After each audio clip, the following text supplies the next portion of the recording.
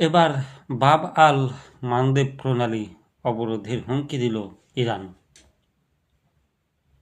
Hormuz প্রণালীর পর এবার গুরুত্বপূর্ণ আরেকটি বাণিজ্য পথ বাব আল মানদেব প্রণালী অবরোধের হুমকি দিয়েছে ইরান।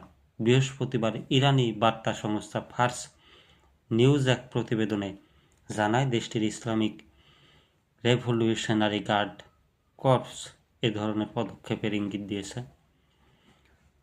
আইআরজিসির এক জ্যেষ্ঠ কমান্ডার বলেন, ইরানের দ্বীপপুঞ্জ বা মূল ভূখণ্ডে স্থল হামলার পরিকল্পনা নেওয়া হলে কিংবা পারস্য উপসাগর ও ওমান সাগরে শত্রুপক্ষের তৎপরতা বাড়লে বাব আল মানদেব প্রণালীতে নতুন ফ্রন্ট খোলা হতে পারে। ইয়েমেনের দক্ষিণ পশ্চিম উপকূলের কাছে অবস্থিত এই সংকীর্ণ জলপথটি লোহিত সাগরকে ইডেন উপসাগরের সঙ্গে যুক্ত করেছে। অপরদিকে সুয়েজ খালে নৌযানের চলাচল অনেকাংশে নিয়ন্ত্রণ করে।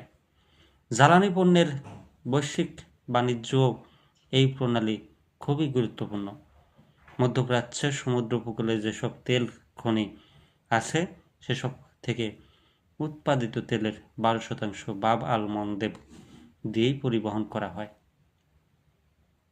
বাব আল মানদেবের অবস্থান ইয়েমেনের দক্ষিণাঞ্চলে হলেও এই প্রণালীতে অবরোধ জারির সক্ষমতা আছে ইরানের, কারণ ইয়েমেনের দক্ষিণাঞ্চল নিয়ন্ত্রণ করে ইরানের সমর্থন ও মদত পুষ্ট সশস্ত্র রাজনৈতিক গোষ্ঠী হুতি বিদ্রোহীরা।